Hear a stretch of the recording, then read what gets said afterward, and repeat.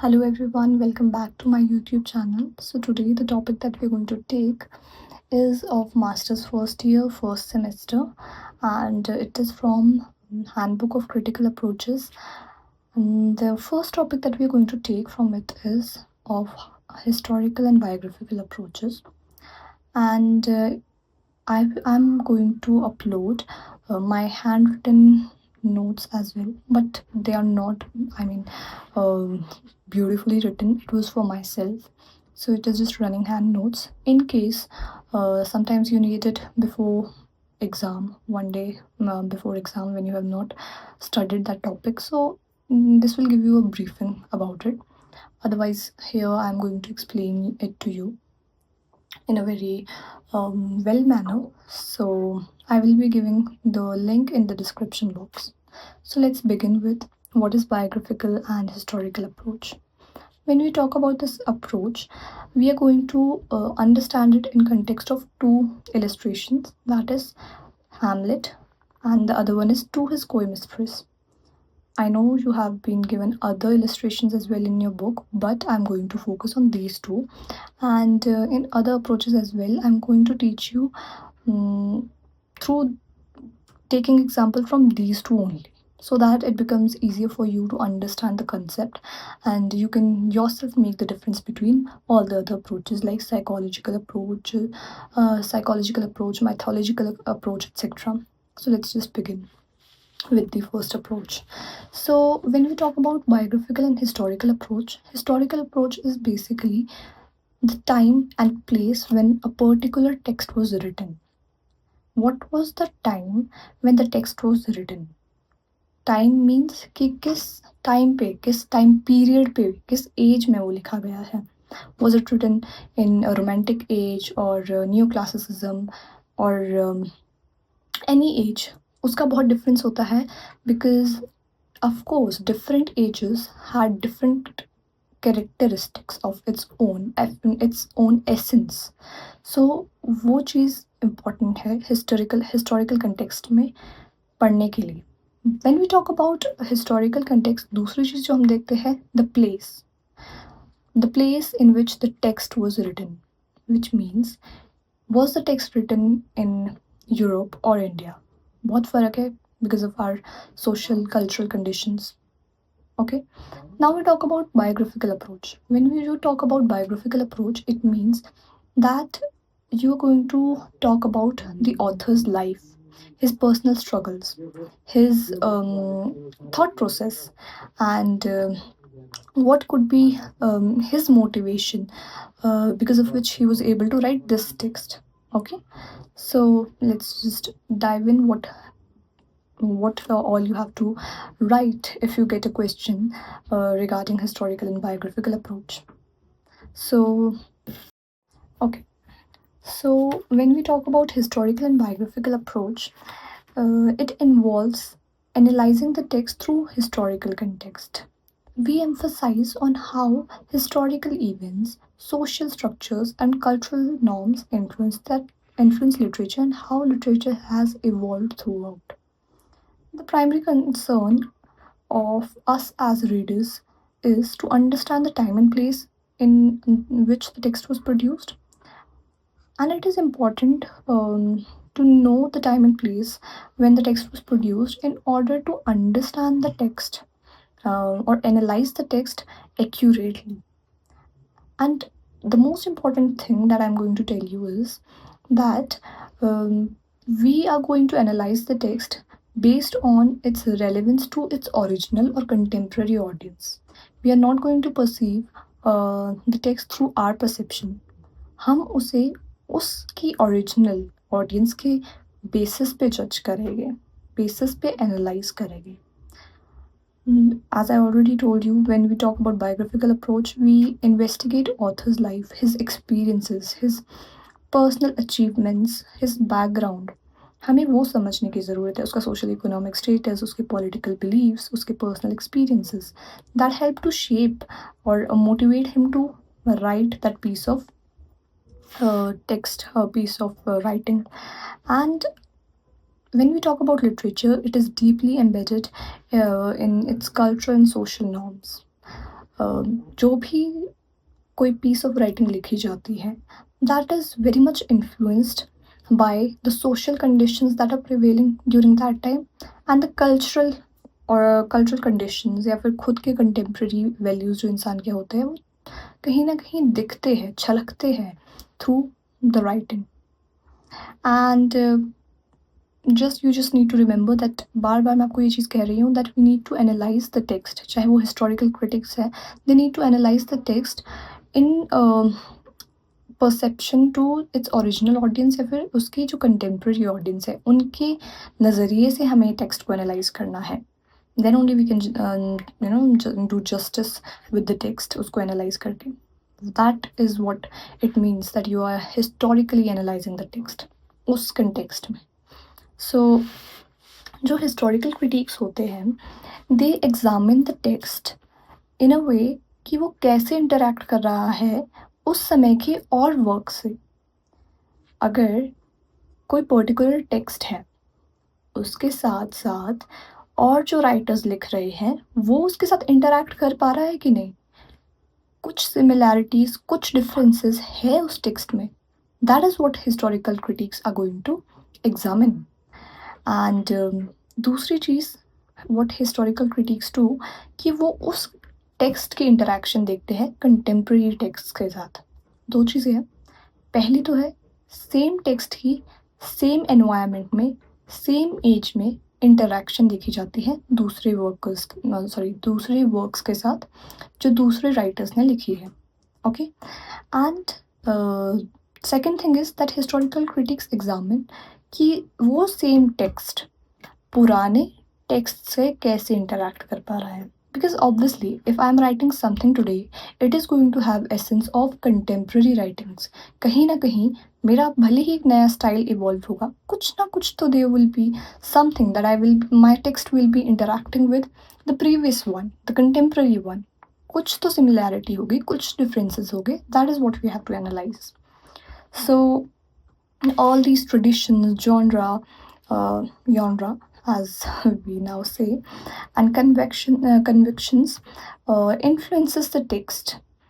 And one more important thing that I want to tell you for your exams, whenever you write answers, just remember that you have to add, I think your teachers would have also told you that you have to add critiques, that this critique said this about this particular text or particular author, writer. It is very important. And if it is a novel, as we'll talk about British literature, then you have to take soliloquies from the novels as well.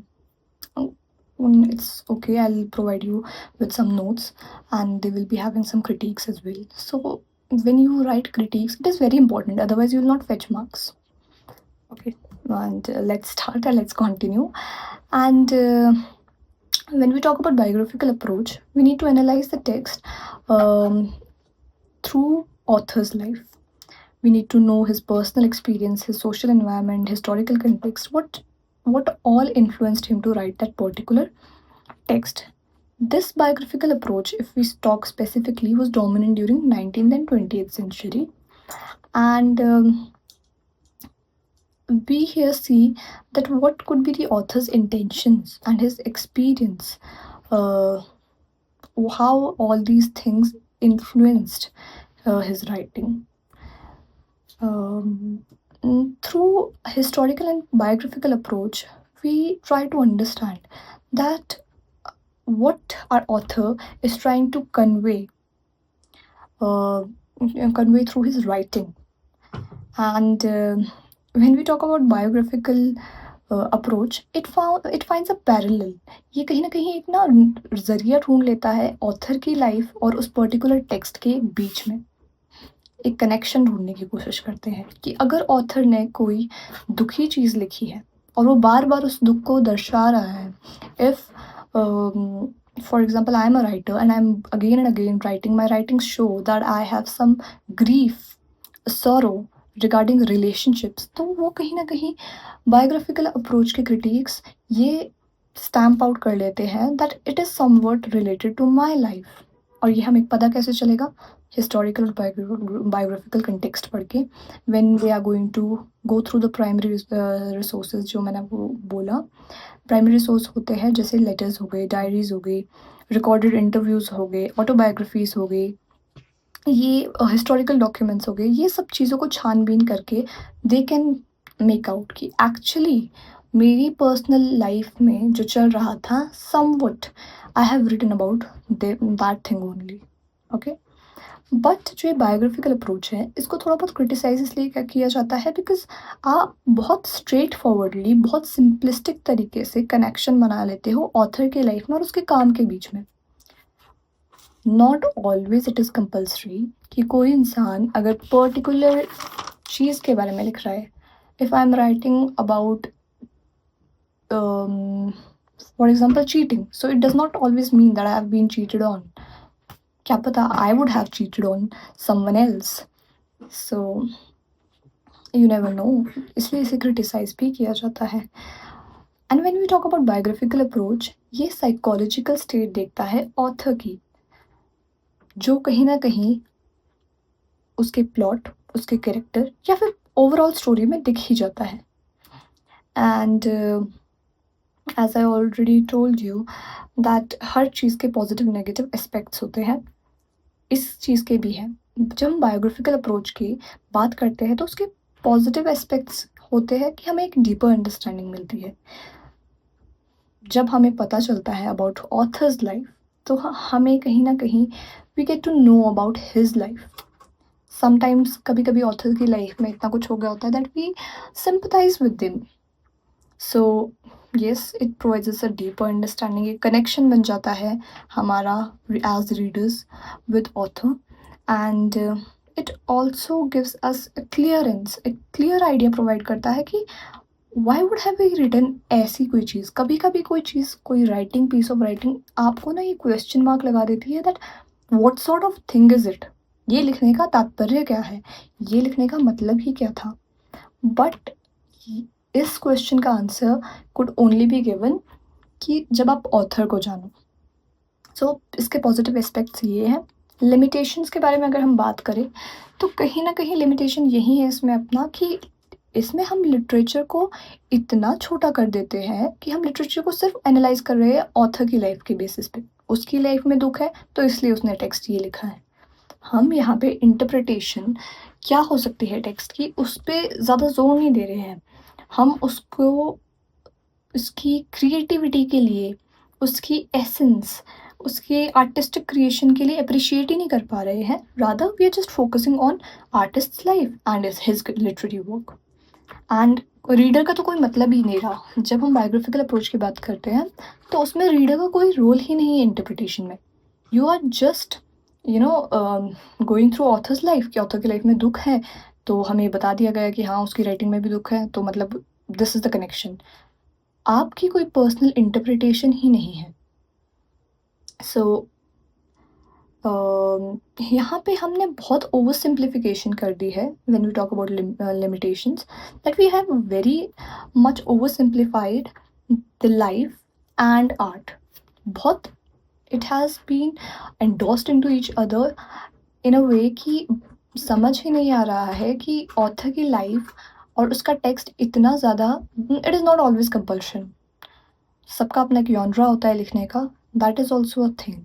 So you can not always say कि हाँ अगर किसी ने कोई दुखी चीज़ लिखी है तो उस इंसान की ज़िंदगी में दुखी है। And someone has written about merry making, dancing, fun, so उसकी लाइफ में खुशी ही है। Not always compulsory, so that is limitation. See I am telling you इतने सारे points for the reason that when you write for master's exam you have less content, online भी नहीं मिलता है। सो ज़्यादा कंटेंट बताने से अगर आपको सारी इन्फॉर्मेशन नहीं तो हाफ इन्फॉर्मेशन भी याद रहेगी, so you can then make up कुछ की खुद की चीज़ें भी अगर थोड़ी बहुत बेसिक अंडरस्टैंडिंग हो जाएगी। And you have to write more in exams because number नहीं मिलते in masters. So that's why I am providing you more points, ताकि इनमें से कुछ कुछ भी याद रहे तो you will be able to make a good answer. And please do not forget the literary critiques. Okay, so now when we talk of critiques, okay, when we talk of historical critiques, they need to be cautious of um, avoiding their own contemporary values or personal bias should be avoided. जब कोई historical critic analyse कर रहा होता है किसी text को, तो उसे ये ध्यान रखना चाहिए कि वो अपना कोई कंटेम्प्रेरी वैल्यू या फिर कोई मिसकंसेप्शन ना लगा दे उस पास्ट टेक्स्ट में। लोगों के अपने कंसेप्शंस होते हैं regarding past, regarding any particular place, so it should not be a barrier between your analysing. ठीक है, फॉर एग्जाम्पल यू आर जज एंड कोई इंसान आपको पसंद नहीं है, यू हैव टू जज दैट पर्सन, तो आपको अपना पर्सनल बायस दूर रखना पड़ेगा, या फिर there is a favourite person of yours, वो पर्सनल बायस दूर रख के आपको एक क्लियर एक जस्टिफाइबल जजमेंट देनी है। Similar is the case with critics. Anachronism एक कंसेप्ट होता है और एक टर्म है जो हमें अवॉइड करना चाहिए। इट इज़ बेसिकली जब हम कोई मॉडर्न पर्सपेक्टिव इनकरेक्ट मैनर में हम किसी हिस्टोरिकल कंटेक्स्ट में लगा देते हैं, जिसकी वजह से उसकी इंटरप्रिटेशन डिस्टॉर्ट हो जाती है।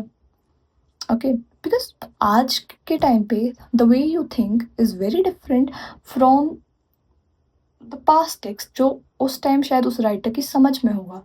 आज की सोच और पुराने ज़माने की सोच में बहुत दिन रात का फ़र्क है। So you can not apply your modern perspective to that past text.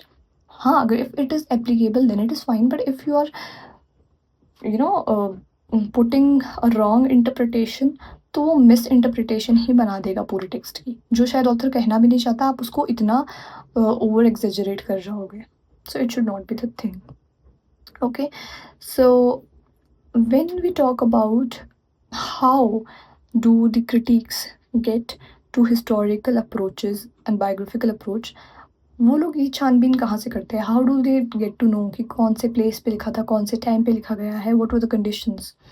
They get to know about it through primary resources. मैंने अभी ये चीज़ बोली थी, but let's just take it एक प्रॉपर टॉपिक से, कि they go through letters, diaries, historical documents, autobiographies, ये सब चीज़ें जो पुराने टाइम की बची होती हैं, उससे पढ़ के, उसे एनालाइज करके we get to know about the historical and biographical approach of that particular text.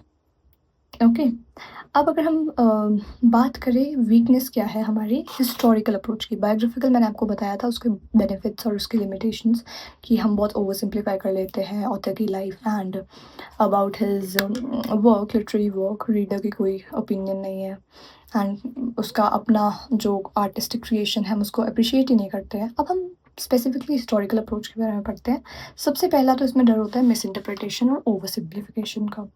कभी कभी क्या पता हिस्टोरिकल क्रिटिक एक गलत इंटरप्रिटेशन दे दे, और ऑफ कोर्स अगर हिस्टोरिकल क्रिटिक ही गलत इंटरप्रिटेशन दे रहा है तो we are going to understand it उसी तरीके से। हम नहीं जाने वाले हैं to read the diaries, to read the text कि क्या कहा होगा उस टाइम ऑथर ने। नो, हम तो उसकी मिस इंटरप्रिटेशन को ही पढ़ते जाएंगे। तो पहली चीज़ ये है। दूसरी चीज़ है that it is very difficult. अभी अगर ऑथर को हिस्ट्री जाननी है तो उसे वो वहाँ के कल्चर, वहाँ के पॉलिटिकल, सोशल सारी कंडीशंस को देखना पड़ेगा, which is a difficult task in itself. हमेशा पुराने डॉक्यूमेंट्स, हिस्टोरिकल डाटा निकालना is not an easy task, and ज़रूरी नहीं है हर वक्त इंफॉर्मेशन अवेलेबल हो। सो एंड ये एक सबसे बड़ी दिक्कत होती है। ज़रूरी नहीं है the text that you are searching for, the author that you are searching for is from your area only, या फिर आपको उसकी लैंग्वेज आती होगी। इतने सालों पुरानी पता नहीं वो किस कंटेक्स्ट में कैसे बातें होती थी, सोसाइटल नॉर्म्स क्या थे, कस्टम्स क्या थे, तो उस टेक्स्ट को ग्रैस्प करना is a tough task. Second आपका ये हो गया। थर्ड चीज़ है सबसे बड़ी बात, कि टाइम डिफरेंस बहुत है। आज 21st सेंचुरी का इंसान जा रहा है बहुत पुराने शेक्सपियर के टाइम के टेक्स्ट को एनालाइज करने हिस्टोरिकल कंटेक्स्ट में। वो कितना चैलेंजिंग है अपने में ही, क्योंकि टाइम डिफरेंस बहुत आ गया है। इस वजह से कहीं ना कहीं ये बहुत बड़ा गैप क्रिएट कर लेता है टेक्स्ट को इंटरप्रेट करने में, क्योंकि उसकी देखो इंटरप्रिटेशन ऑफ टेक्स्ट मीन्स कि उसका प्रॉपर एसेंस वापस आना चाहिए। इंटरप्रिटेशन डज नॉट मीन कि जो आपने उसे परसीव किया आप उसे प्रेजेंट करो, नहीं। इंटरप्रिटेशन मीन्स जो ऑथर कहना चाह रहा है वो एसेंस प्रेजेंट करनी है। तो ये डिफ़िकल्ट है, टाइम डिफरेंस एक टास्क है। तीसरा है subjectivity. When we talk about subjectivity, बहुत सारे हिस्टोरिकल क्रिटिक्स है, एक तो नहीं है. So different historical critics have interpreted same text in different manner. तो इसकी वजह से बहुत सारी कन्फ्लिक्टिंग इंटरप्रिटेशंस हो गई है सेम टेक्स्ट की. ऐसा है भी, which is a limitation, which is a drawback of this approach. अब हिस्टोरिकल नॉलेज की एक और चीज़ है कि वो स्टैटिक तो नहीं है. जैसे कि लिटरेचर इवॉल्व करती रहती है थ्रू आउट द टाइम, उसी तरीके से हिस्टोरिकल क्रिटिसिज्म भी चेंज हो जाएगी अगर कोई न्यू इन्फॉर्मेशन अवेलेबल हो जाए. अभी for example I tell you in simple language, कुछ कॉन्सेप्ट्स अभी आए हैं जैसे कि फेमिनिज्म वगैरह. तो क्या पता किसी हिस्टोरिकल क्रिटिक ने एक पर्टिकुलर टाइम पे इंटरप्रिटेशन की होगी जब ये सब कॉन्सेप्ट्स थे ही नहीं. It was all about patriarchal society, उस टाइम के टाइम पे इंटरप्रिटेशंस हुई हैं. तो उन्होंने ये टर्म्स, ये डिस्कवरीज तो की ही नहीं. They left this more very important thing of women's perspective, of women's role, of women role. Okay, so इन चीज़ों का बहुत फ़र्क पड़ता है. Historical criticism might also change as new information is available. Feminism आया, अगर आज फिर से कोई न्यू क्रिटिक आए, वो फिर से उस टेक्स्ट को खोले, फिर से उसकी इंटरप्रिटेशन करे, तो he is going to bring the new topics, new discoveries, because new अभी बहुत सारी चीज़ें इवॉल्व हो गई है विद टाइम. सो और एक चीज़ है कि हिस्टोरिकल अप्रोच थोड़ी लेस रेलिवेंट लग सकती है मॉडर्न रीडर्स को. तो it is the critics who needs to bridge this gap between past and present, क्योंकि क्रिटिक्स के बीच का मीडियम है जिन्होंने पुराने टेक्स्ट को खंगाला है and then they are representing it, उसकी इंटरप्रिटेशन दे रहे हैं. तो एक बैलेंस की आवश्यकता है बिटवीन द हिस्टोरिकल रिगर और लिटरेरी एनालिसिस के बीच में, ताकि इसकी इंटरप्रिटेशन को मीनिंगफुल और एक्यूरेट बनाया जा सके. एंड हिस्टोरिकल अप्रोच और बायोग्राफिकल अप्रोच को लिटरेरी वर्क में पढ़ना कहीं ना कहीं इम्पॉर्टेंट इसलिए है क्योंकि हमारे ये पहली बात तो बहुत ज़्यादा क्लोजली टेक्स्ट को पढ़ने में हेल्प करता है, because we get to know about author as well, what was his state, what was the time. सिर्फ टेक्स्ट नहीं, हम उसको भी पढ़ रहे हैं कि किस किस कंडीशंस में. अगर एलिजाबेथन एरा में लिखा गया था तो उस टाइम क्या कंडीशंस थी, वुमेन की कंडीशन क्या थी, what was the thought process of the people all together, not only the author but the society of that time. इसलिए इट इज़ इम्पोर्टेंट. अभी I have written some examples. Milton की sonnets है, वो कहीं ना कहीं उसके लाइफ इवेंट्स को दर्शाते हैं. जैसे कि as you know, he has written one poem on his blindness, and second poem is on his deceased wife, but on his blindness is most famous. I think you all would be knowing about it. On his blindness was written when he realized that he has become totally blind, and it was at the age of 44 years old, when he was 44 years old. And on his deceased wife was written as a tribute to his second wife, whose name was Catherine Woodcock. तो ये कहीं ना कहीं दर्शाता है उसकी personal life और उसकी राइटिंग के बारे में. हम एम्पथाइज और सिंपथाइज कर पा रहे हैं, ठीक है. और ये पता कैसे चला, लिख लिया उसने, अंधेपन के बारे में लिख लिया है, अपने बारे में लिख लिया है, but on his deceased wife सब कुछ लिख लिया है. हाँ, एक आइडिया रफ हो रहा है, लेकिन एक प्रॉपर इंटरप्रिटेशन. हम पढ़ने से एम्पथाइज शायद कम करें, जब हम उसे रिलेट कर पाएंगे उसकी पर्सनल लाइफ और उस पोइट्री को, तो शायद हमारी इमोशंस, तो शायद हमारे एक पर्सनल अंडरस्टैंडिंग, एक कनेक्शन ज़्यादा बिल्डअप हो. Okay, so I have now I will move on to text. जैसे I have already told you कि हम हैमलेट और टू हिज कोई को की इलिस्ट्रेशंस को पढ़ेंगे through historical and biographical context. Okay okay, so पहले हम हैमलेट को एनालाइज करेंगे हिस्टोरिकल एंड बायोग्राफिकल अप्रोच. मतलब उसको देखेंगे कि कैसे हिस्टोरिकल और बायोग्राफिकल अप्रोच से आप उसे उसे देख सकते हो. देखो, पहले इसके लिए आपको हैमलेट के बारे में पता होना चाहिए, and you need to know about to his coy mistress, at least read it, then only आपको समझ आएगा what is happening. I think Hamlet is in your syllabus as well, to his coy mistress यहाँ पे पढ़ना पड़ेगा, but at least वो pome है, छोटी है, पढ़ लोगे। हैमलेट तो is important. If you are a literature student, Hamlet is important, of course you also know. So let's just begin with Hamlet first. हम उसे एनालाइज करते हैं हिस्टोरिकल एंड बायोग्राफिकल अप्रोच में। पहले मैं बायोग्राफिकल अप्रोच के बारे में बात करूँगी हैमलेट की, okay. So when we talk about Hamlet, it is considered to be an autobiographical piece. कुछ कुछ जगहों में इसे ऑटोबायोग्राफिकल कहा गया है।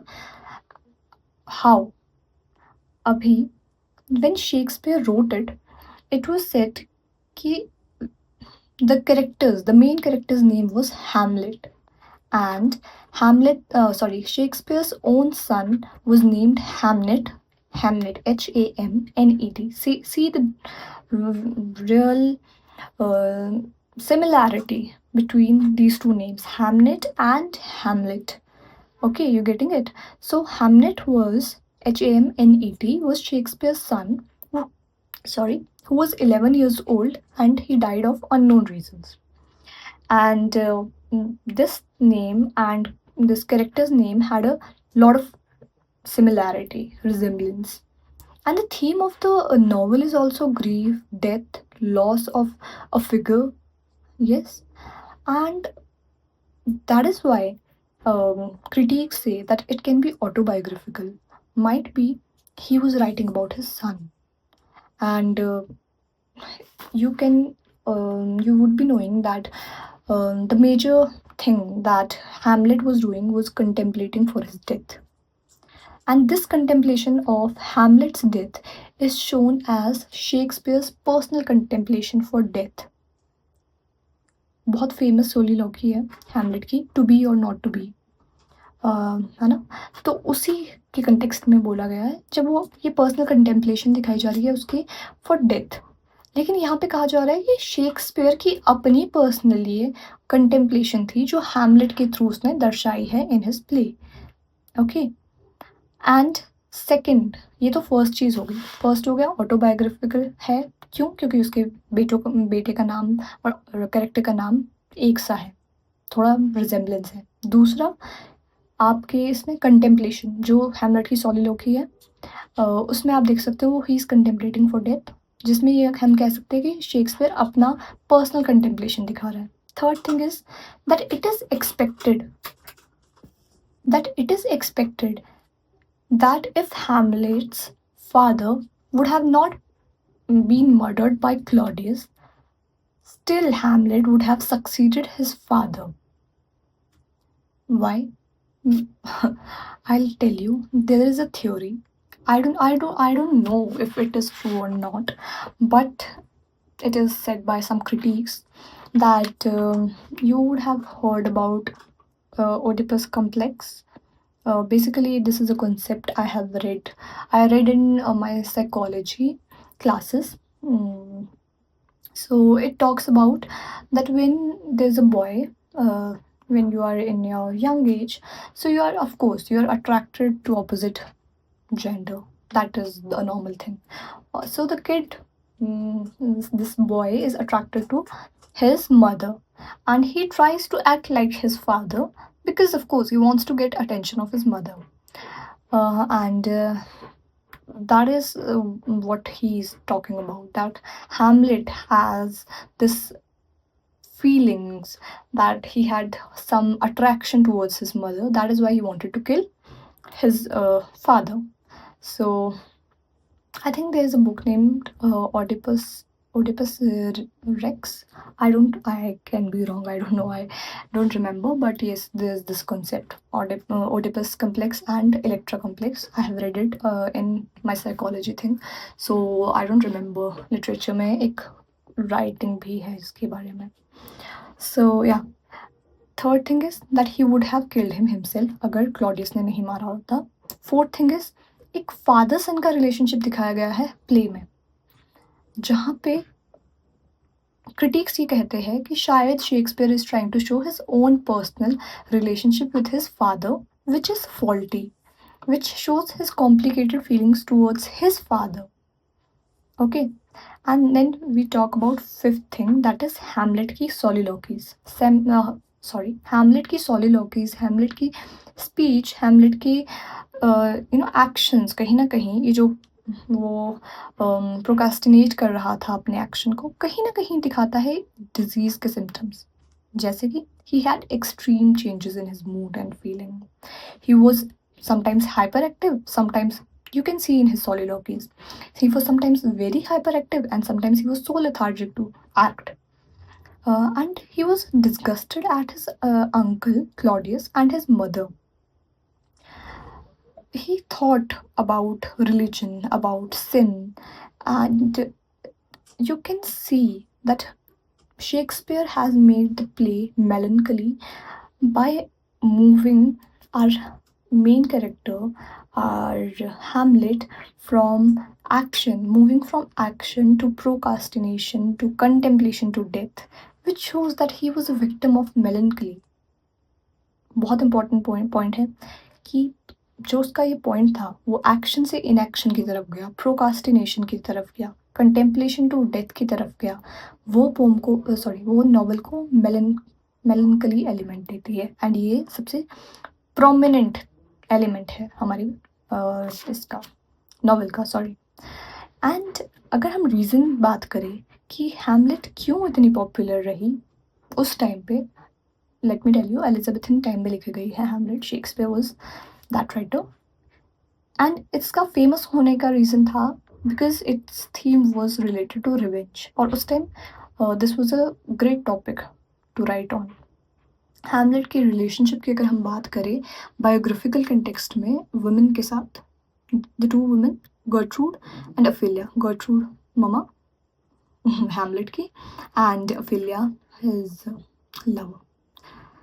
सो जब हम बात करते हैं इन दो वुमेन की, that is in the play, historical critic से शेक्सपियर इसे खुद के relations with his wife Anne Hathaway के साथ दिखाता है। And somewhere it is said, critics believe that his relationship with his wife was strained and complex. कहीं ना कहीं गर्ट्रूड की डिसलॉयलिटी, उसकी रीमैरिज का कॉन्सेप्ट शेक्सपियर के पर्सनल व्यूज दिखाता है अबाउट वुमेन, अबाउट रीमैरिज और about his marriage. See, this is just biographical perspective of historical critiques towards Hamlet. Now we are going to see it through historical context. जब हम historical literary criticism के lens से Hamlet को देखते हैं तो हम पहले तो देखते हैं कि वो किस टाइम पे लिखी गई है और क्या पॉलिटिकल, सोशल, रिलीजियस कंडीशंस रही होगी उस time. As I already told you, Shakespeare ने एलिजाबेथन एरा में लिखा है इसे and it was written around 1600s।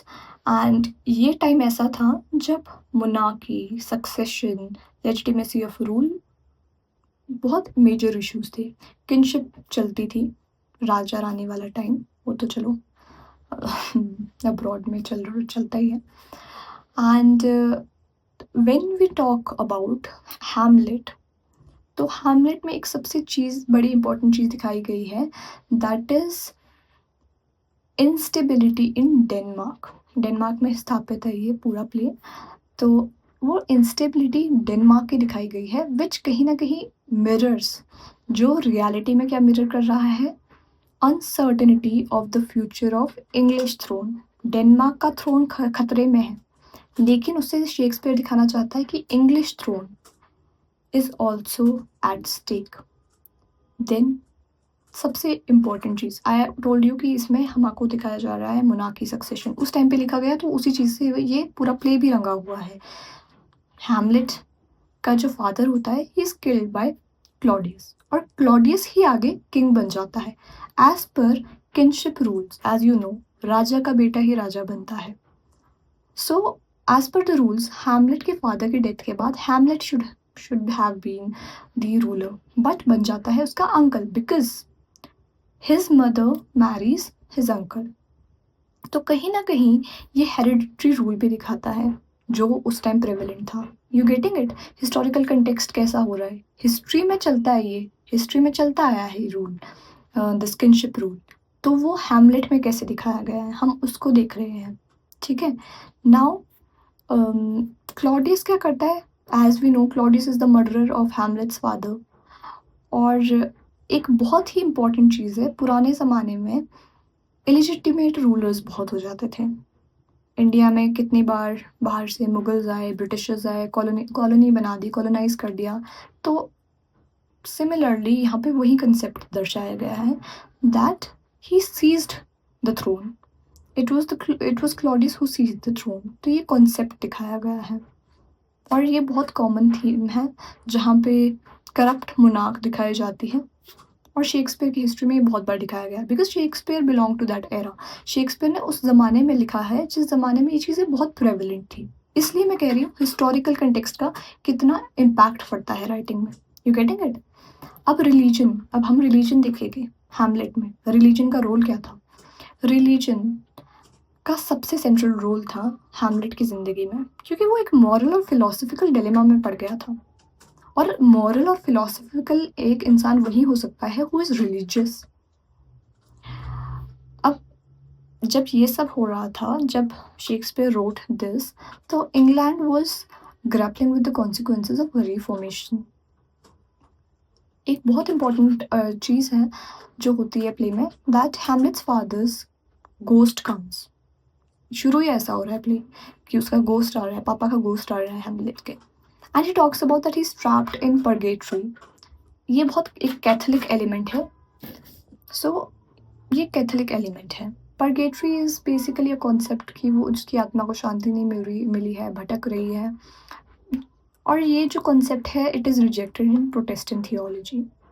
So this father's ghost pleads for revenge to his son, जो कहीं ना कहीं, अब देखो ये जो टेंशन क्रिएट कर दी है यहाँ पे ओल्ड और न्यू रिलीजियस बिलीफ्स में।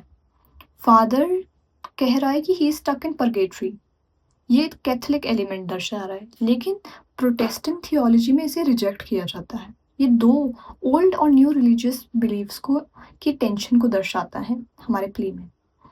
अब हैमलेट की अगर हम बात करें तो you know that he has been indecisive throughout the play, जो कहीं ना कहीं उसकी अपनी रिलीजियस कन्फ्लिक्ट दिखाते हैं। मैं बोल रही हूँ ना, religion has the most important part here.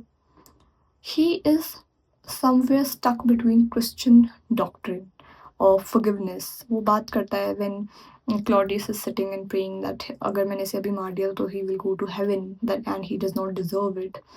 तो ही इज समवॉट, एंड वो अपने फादर के गोस्ट पे भी बिलीव नहीं करता है।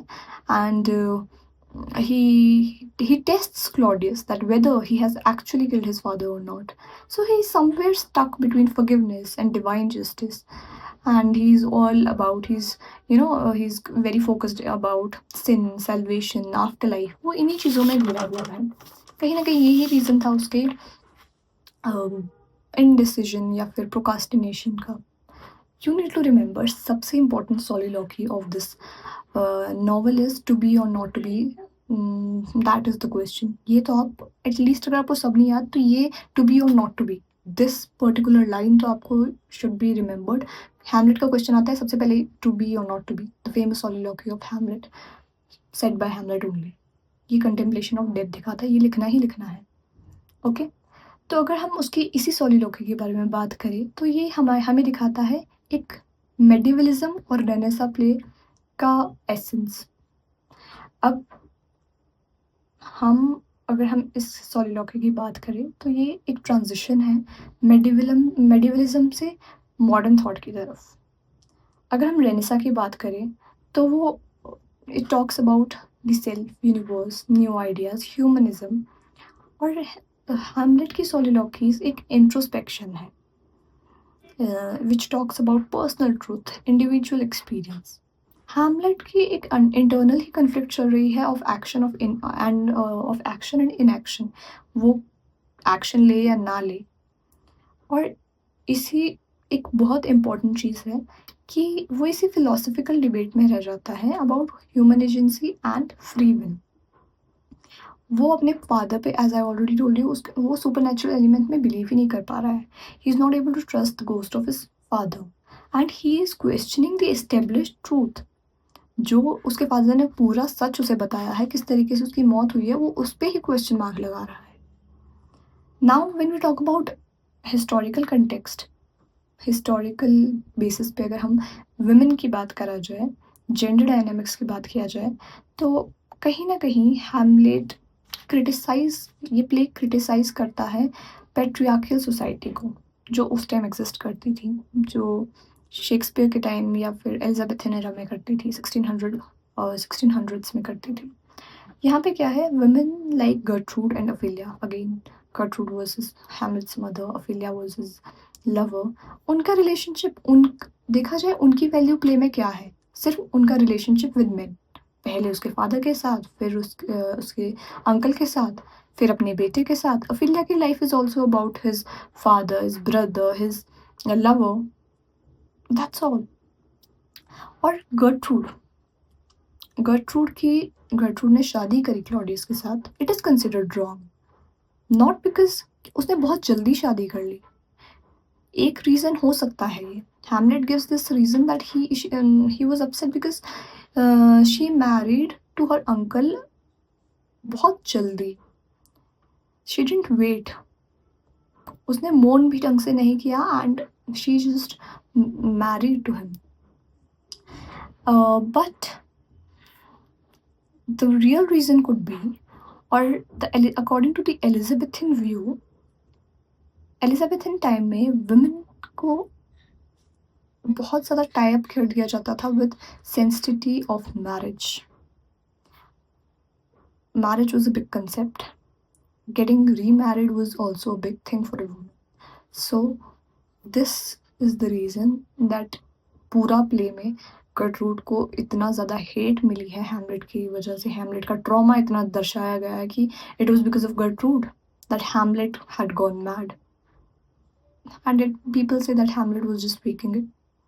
That is also a very important question. ये हम ब्रिटिश लिटरेचर में पढ़ेंगे, कोई बात नहीं. Now we talk about Ophelia. Ophelia also turned into a mad person because she was very obedient female. उस ज़माने में एक औरत से सिर्फ यही एक्सपेक्ट किया जाता था कि she should be obedient and बहुत लिमिटेड रोल था women का to play. अगर ओफेलिया का इतना ट्रैजिक एंड हुआ, she died, it was just because of the pressure, unnecessary pressure created by the male figures in her life, especially our protagonist Hamlet. Shakespeare ने ये public के लिए लिखा था और as I told you it was a hit, अभी तक है. It resonated with audience very well. Hamlet एक रिवेंज ट्रेजेडी है जिसके कैरेक्टर्स है वायलेंस, मैडनेस, सुपरनैचुरलिज्म. और अगर हम हैमलेट को देखा जाए, वो बड़ा फिलोसफिकल और इंट्रोस्पेक्टिव करेक्टर है. पूरा टाइम वो इंट्रोस्पेक्ट ही करता गया. कहीं ना कहीं वो वही अपने मॉरल और एग्जिस्टेंशियल डिलेमा में ही पड़ा रहा, जिसकी वजह से अल्टीमेट उसका ही डिक्लाइन हो गया, अल्टीमेट उसकी ही डेथ हो गई. अगर हम इसे पढ़ रहे हैं, अब हम दो पर्सपेक्टिव से पढ़ेंगे. एक विक्टोरियन एरा के पर्सपेक्टिव से हैमलेट को देखेंगे और एक 20th सेंचुरी के पर्सपेक्टिव से. जब हम विक्टोरियन एरा के बारे में बात करते हैं, तो Victorian era was in 19th century. और उस टाइम जब हम हैमलेट को देखते थे, एनालाइज करते थे, तो Hamlet was seen to be a romantic hero. उसका जो इस प्ले का एम्फोसिस था, तो historical critics emphasised on melancholy, on his philosophical introspection and वहीं इट मिरर्ड रेनेसा के एस्पेक्ट्स जैसे कि इंडिविजुअलिज्म, इमोशनल डेथ, सबलाइम. लेकिन अगर हम 20th सेंचुरी की बात करें, दो वर्ल्ड वॉर के बाद की, तो हैमलेट को के थीम बिल्कुल बदल गया. It was seen as existential doubt. He was seen as disillusioned that he does not, he was so disillusioned, he was contemplating for death. वो फिलोसफिकल और इंट्रोस्पेक्टिव का तो पता नहीं, but he was contemplating for death. he is seen to be very, thoughtful, very, he has been having anxieties about war, about destruction, about human condition. So Historical approach somewhere helps us to know that why a particular text has been compelling throughout ages and ages. क्यों? ऐसा क्या था उस text में? क्या ऐसा क्या है हमारे हैमलेट में जो ये आज तक पढ़ाया जा रहा है? ये हमें हेल्प करता है हिस्टोरिकल कंटेक्स्ट, हिस्टोरिकल अप्रोच समझने में। अब हम सेकंड चीज़ हम बात करेंगे to his coy mistress, historical and biographical approach में पढ़ेंगे। Sorry for the change in background. Actually, I was feeling cold, so I thought of coming inside. So yeah, let's continue. We were talking about To His Core Mistress, and we are going to analyze it in context of historical approach and biographical approach. As you all know that I have told you that Shakespeare's Hamlet was written in 1600, sorry, but this To His Core Mistress was written in 17th century, and it is a metaphysical poetry which deals with wit, conceits, and it is written by Andrew Marvell. It talks about love, time, human nature of how human life is mortal, how humans are mortal. All these factors have shaped the poem. And if we talk about the poem, it is not directly political. अब we are going to सी कि कैसे historically shaped हुई है, क्या इसका historical factors है, क्या इसके बायोग्राफिकल फैक्टर्स है। ओके, तो it is not directly political. Marvel here talks about the fleeting time, how time does not wait for anyone, how human beings are mortal. It talks about the uncertainty of life, that life is not certain. आज है कल नहीं है, you never know. And this uncertainty and fragility of time is because reason क्या है इस uncertainty का? It is the civil wars during that time. He talks about the theme Carpe Diem, CARPEDIEM. This is the theme of this poem, that is seizing of the day. Okay, अब आपको मैं सबसे important चीज़ सिखा रही हूँ, बता रही हूँ, सॉरी। यहाँ पे आपको ये बोलते हैं that Andrew throughout the poem talks about how fragile is time and how fragile human life is. ये थॉट उसके दिमाग में इसलिए आया क्योंकि वो 17th सेंचुरी में था एंड उस टाइम सिविल वॉर्स बहुत ज़्यादा थी, डेथ वॉज वेरी एवरीडेज अफेयर। इस वजह से ये थीम चुना होगा, वी आर अज्यूमिंग, इसीलिए ये थीम चूज किया होगा, we are assuming. Okay, Marvell, of course, Andrew Marvell was a metaphysical poet. That's why he has written a metaphysical poetry named To His Core Mistress. And metaphysical poets are those who are known for their intellectual wit. They use elaborate metaphors, conceits, and they explore. Specifically, when we talk about Andrew Marvell, he has explored love, time, existence, and he employs logical reasoning to address emotional and spiritual issues. जब हम to his coy mistress की बात करते हैं तो Andrew और the speaker has involve very witty arguments, बहुत witty arguments देता है, रीज़न और लॉजिक देता है अपने लवर को कन्विंस करने के लिए that she should not delay the physical intimacy between him and his lover. और वो रीज़न क्या देता है, एक इतना सॉलिड रीज़न कि टाइम बहुत कम है। टाइम बहुत कम है मतलब there is no certainty to life.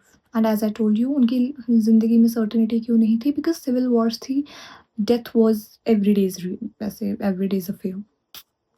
So he has set a rational approach. उसने लव को टाइम के अगेंस्ट खड़ा कर दिया है, जो कहीं ना कहीं एक करेक्टरिस्टिक है मेटाफिजिकल पोइट्री का। जब हम वुमेन के कंटेक्स्ट में अगर हम टू हिज कोर मिस्ट्रेस को देखा जाए तो 17th सेंचुरी की वुमेन को बहुत ज़्यादा चेस्ट, वर्चुअस रहने का के लिए एक्सपेक्ट किया जाता था। That was the ideal women. Okay, and marriage was the only way जिससे आप अपने फिजिकल इंटीमेशन या फिर सेक्सुअल रिलेशनशिप्स अपने पार्टनर के साथ बना सकते हो। Otherwise you have to remain chaste before marriage वाला कॉन्सेप्ट। लेकिन इस पोम में आप देख सकते हो कि speaker is urging to his beloved that she should disregard this convention of chastity or remaining chaste before marriage. फिर से वो यही टाइम बेस्ड और ह्यूमन मोर्टेलिटी के बेस्ड अपना रीज़न देते हैं। And in the pome our speaker calls out the women or the beloved Koi to his Koi mistress. Koi here is um, she's called Koi because she's hesitant, she's reluctant to engage in any kind of romantic relationship, physical or sexual relationship with with her man or with the speaker. So all these situation shows the condition of women in 17th century, which means that the women were expected to remain chaste. There were a lot of social expectations from women and their value was tied from their chastity. I think अभी तक भी ऐसा होता है. um, People still judge women based on this. Men can do anything, but chalo, what can we say about it? And the phrase carpe diem, मैंने आपको ये mention किया था कि ये प्रोमिनेंट थीम है सीजिंग ऑफ द डे. मैं इसको थोड़ा सा बताती हूँ अबाउट इट, और I forgot to tell you about it वहाँ पे, तो अभी let's just discuss about it. Carpe diem prominent theme है हमारी पोम का, जिसका मतलब है सीजिंग ऑफ द डे. ये एक रोमन पोएट थे, होरेस.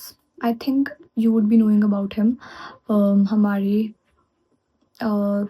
ये लिटरेरी थ्योरीज आई गेस में उसमें हमको होरेस के बारे में है दिया हुआ. So he was a Roman poet and he was popularized during Renaissance. So he was popularized during the Renaissance period. So carpe diem meant living life fully in the face of inevitable death. It means आप अपनी ज़िंदगी खुल के जियो, क्योंकि death का कोई पता नहीं है, डेथ कभी भी आ सकती है. तो ये अगर देखा जाए तो ये पोम पूरी इस फ्रेज के अकॉर्डिंग चल रही है, पूरी इसी के अराउंड घूम रही है. पूरी पोम का अगर हम सार देखें, इसका कंक्लूजन देखें तो यही है, carpe diem, that is seizing the day और living life fully in the face of inevitable death. Marvell की जो पोम है वो पूरा का पूरा इसी फिलॉसफी के बेस्ड ये पोम लिखी गई है. अगर हम पोम को देखें तो अगेन एंड अगेन स्पीकर और Marvel talks about inevitability of death. And ये मैंने आपको पहले ही बताया, ये एवर प्रेजेंट थीम था 17th सेंचुरी का, बिकॉज बहुत ज़्यादा हाई इन्फेंट मोर्टेलिटी थी, प्लेग्स थे, बहुत वायलेंस थी, सिविल वॉर्स थी, जिसकी वजह से डेथ एक एवरीडे पार्ट था उन लोगों की ज़िंदगी का. और कहीं ना कहीं एक रैशनल अप्रोच थी अपनी पार्टनर को एक रीज़न देने की, that why should they involve in physical relation, what is the urgency of getting into this sexual relationship. So the lover here urges अपने beloved को कि the death is going to come to both of them, him and his lover, and they are going to decay him. और यही reason है कि time finite है और humans are mortal, जिसकी वजह से they should get immediate pleasure. Now he again talks about one thing, that is Epicurean outlook. Epicurean outlook is that one should get away from the social expectations of society. और यहाँ पे social expectations is tied to his beloved of remaining chaste. So the social expectations from his beloved is to remain chaste, which I'm sorry for the disturbance. Okay, so we just continue. We were talking about Epicurean outlook. Epicurean outlook talks about that one should one should not consider these social expectations to be important. They should not consider these constraints important. Like in our poem, women, the lover, is considered to remain chaste before marriage. So our speaker says that that the lover should have an Epicurean look, which means that she should get away with this thought of remaining chaste. She should give less importance to it. Rather, she should enjoy her life if she is given the chance. So this shows Renaissance humanism. This is the thought of Renaissance, who believes that one should one should live and one should enjoy their life. यहाँ पे emphasis is on worldly pleasure, whereas एक tension create हो जाती है renaissance humanism और Christian morality में।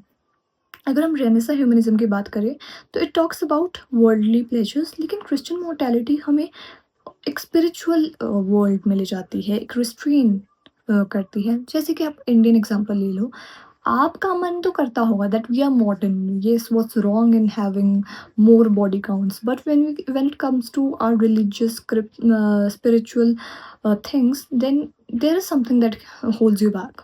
हमारे religion में ये सब चीज़ें is not considered to be good. So एक टेंशन क्रिएट हो जाती है। सिमिलरली यहाँ पे भी एक टेंशन दिखाई गई है between Christian morality and Renaissance humanism, जो वर्ल्डली प्लेजर के लिए एम्फोसाइज करता है आपको। अगर आपको मेटाफिजिकल पोएट्स के बारे में बताया जाए तो बहुत सारे मेटाफिजिकल पोएट्स हैं, जैसे जो आपका एंड्रयू मार्वल हो गए, जॉन डन हो गए, जॉर्ज हर्बर्ट हो गए, and they are considered to be clever because ये विट और मेटाफर्स कंसीट्स को बहुत अच्छे से यूज़ करना जानते हैं। और ये बहुत अच्छे से फिलोसफिकल आइडियाज़ को प्रेजेंट करते हैं by giving emotional and intellectual arguments. यहाँ पे वो जो अर्ज कर रहा है दैट इज देखा जाए तो फिजिकल अर्ज, लेकिन उसको जिस तरीके से प्रेजेंट किया गया है इट इज़ वेरी मच कन्विंसिएबल। बहुत जल्दी इससे कोई कन्विंस हो सकता है कि यार आर्ग्यूमेंट तो बड़ा सही दिया है। सो Marvel here also has used hyperbole. Hyperbole, I guess you guys know that it is over exaggeration of things, ना? And metaphysical conceits का यूज़ किया गया है ताकि वो अपना एक पॉइंट रख सके कि he does not want to wait, और क्या रीज़न रहा है ये इमीडिएट प्लेजर का, वो भी वो देता है। एंड एक लाइन आती है हमारी पोम में जहाँ पे वो कहता है कि अगर टाइम बहुत होता तो he would have waited for ever, which is, I don't know, but I think for me it is a lie. So he says that अगर टाइम बहुत होता तो he would have waited, but अब time है नहीं तो I think, तो he says so I think that we should make haste and we should just get involved in physical intimacy as soon as possible. So the poem talks about love, time, mortality, sexuality, जो instability of philosophical traditions भी दिखाता है। As I told you, एक tension create करता है classical या फिर Christian morality और ह्यूमन रेनेसा ह्यूमनिज्म के बीच में।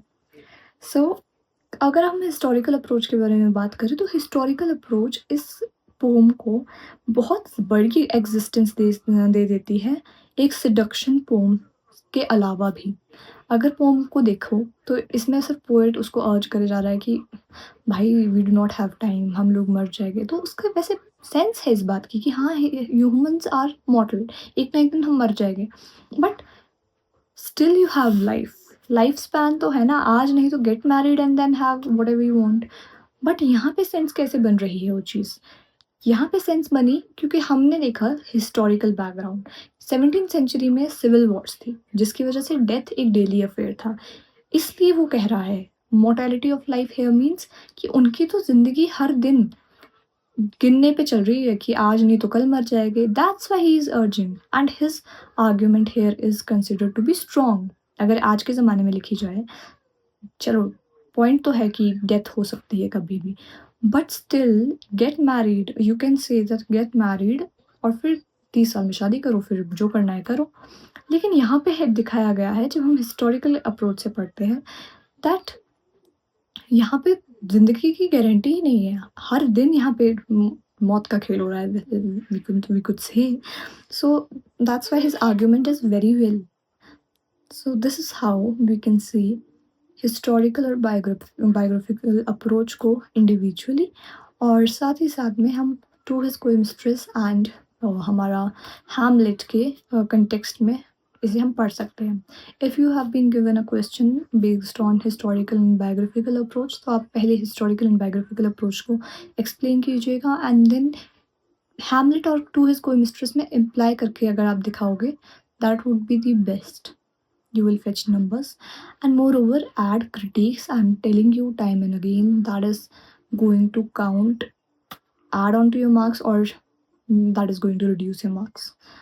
So I will be providing a link in the description जहाँ पे आपको शॉर्ट्स में मेरे जो रनिंग हैंड नोट्स हैं, एज़ सच मैंने कुछ शांति से बैठ के नहीं बनाया, it was just for this video, but you can go through it in case you just miss out on something what I say here.